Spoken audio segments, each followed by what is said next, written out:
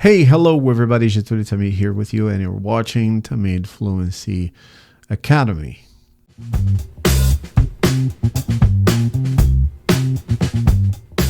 If this is the very first time you're here with me, welcome. Congratulations for your decision, and let me tell you a little bit about the channel. This channel is not about learning English faster. This channel is not about becoming a chatterbox. This channel is about changing how your mind operates in English. Of course, I haven't memorized. I don't have a teleprompter, but I decided to.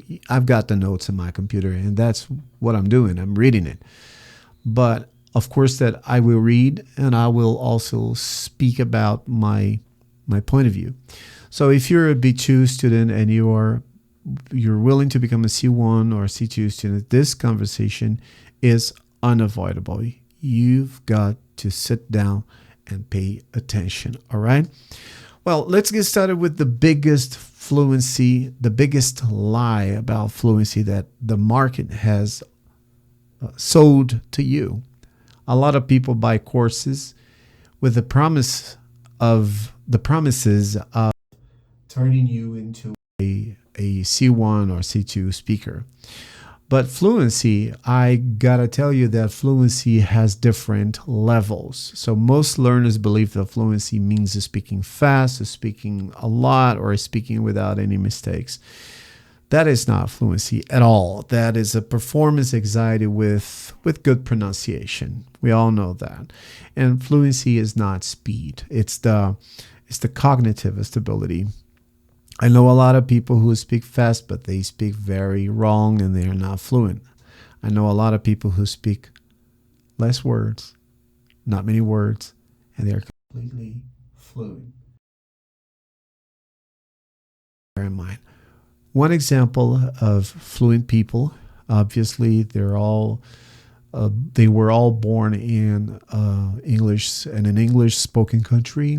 But when you watch the Bella Freud fashion neurosis, you will hear a lot of people speaking softly on the couch, expressing their thoughts and their memories. And if you're able to do that, you're a fluent person. So a fluent speaker is not thinking about language, is thinking through the language. The language is just a tool. It's just it's something that you use like as if you were cooking. Yeah, you have the pans and the saucepan or all the other apparatus and the gadgets that you have in the kitchen. So you're going to be using them and not talking about them. And there is a problem of becoming a B2 student. Why B2 can be a disaster. We usually call them the students who got stuck at the intermediate level. There is this plateau. What is a plateau? It's a word in French that expresses a elevated place which is completely flat. It's up above, but it's completely flat. There are no ups and downs. You don't have up hills or down hills, no mountains, completely flat. It's quite comfortable to be on a plateau. And if we use that as a metaphor, how nice it is to go up in the mountain and then you have this big rock like a plateau so you can have fun there. But in a couple of hours, you will feel bored because there are no places to climb there. It's simply flat. You can put up a tent or you can have a picnic over there, but it's gonna be boring. And this is what exactly most of my students, when they come to me, they say, I'm bored to death because I can't move. I can't express myself. And why being a B student can be a disaster? Because at 2B, you understand the message, but you are constantly monitoring yourself. You don't speak freely. You behave yourself as if you were editing a video in real time. So your attention is split between meaning, correctness, and the worst part, which is self-judgment. So if you want to become a B2 student, you got to cut off the idea of becoming a student. Instead of that, you should bear in your mind that you're going to become a C1 speaker, a C2 speaker. Because when I have constantly in my mind, I'm split between meaning, correctness, and self-judgment. Those things are like voices inside of me, internal voices inside of me criticizing me, or pushing or pulling the brakes all the time. And this can cause a big noise, and this noise kills fluency. The first step is to behave like a child who's learning how to speak. This child is not afraid of making any mistakes, obviously. But in my classes, for example, I let my students speak freely. I don't usually interrupt them. And then I take notes of the possible mistakes or the slips and everything. And so at the end of the speech, I show them how they can do it better.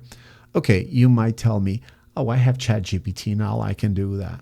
Yeah, you can do that perfectly, but that is not gonna help you have a human interaction, a human experience with feelings, emotions.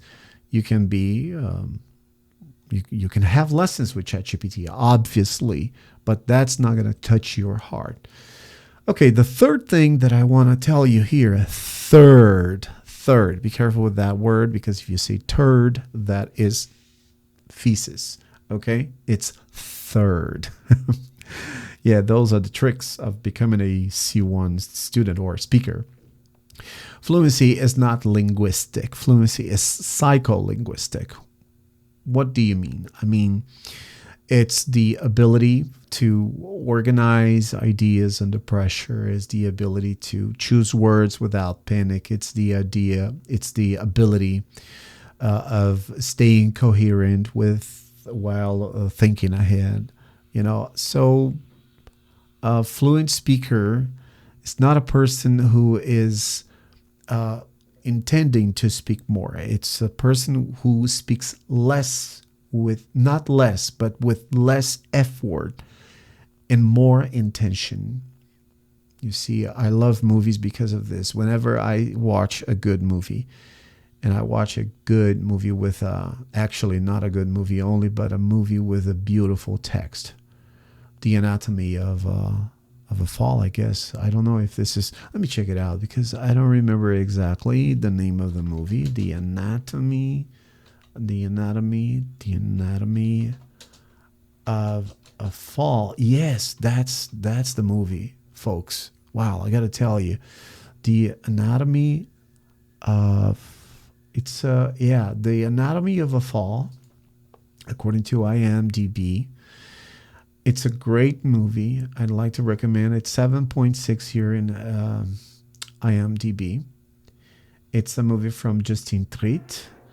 Yeah, Sandra Hüller, Swan Arlo, Milo Machado, Granner.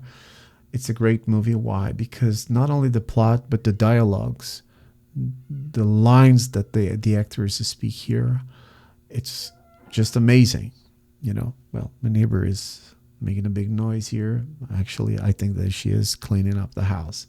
Okay, so that's why I tell you, I get a lot of inspiration whenever I'm writing for theater, whenever I'm writing something to my students. I get inspiration from movies, because very well-written texts inspire me. So fluency is when language stops being the object and it becomes the medium. You know what I mean?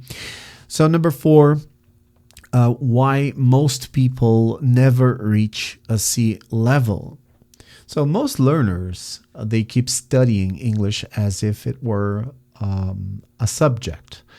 They collect vocabulary, they complete courses, they consume content, but fluency does not come from accumulation. It's not as if you were collecting things and, I've got all these things, I've got all these Freud books here, but that doesn't make me fluent in Freud.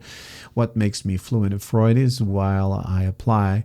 It's when I apply what I know in my clinic with my patients. So fluency comes from integration.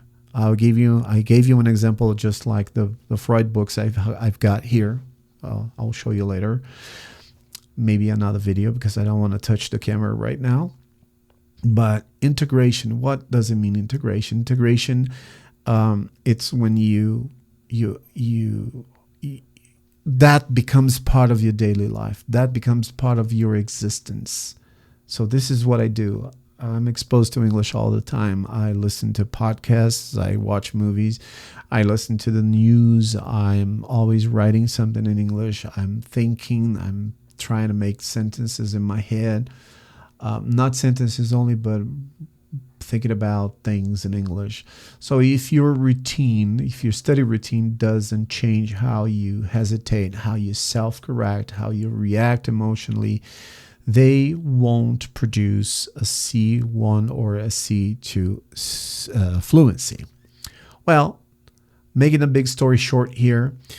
So if English is in your head, but it's not flowing through your voice, something is wrong. You're not broken. Believe it or not, you're not broken. Don't say that your English is broken. You're just training the wrong system. I know what I'm talking about. Welcome to Tamid Fluency Academy. Why Tamid? Tamid is a persona name that I acquired while I was working as an actor, which it's an adverb of frequency in Hebrew that means always. This is what I do. I'm always looking for better ways to help people or to help myself. So this is your place where fluency becomes cognition. Subscribe to the channel, thumbs up for the video, and turn on the little bell. See you next time. Thank you very much.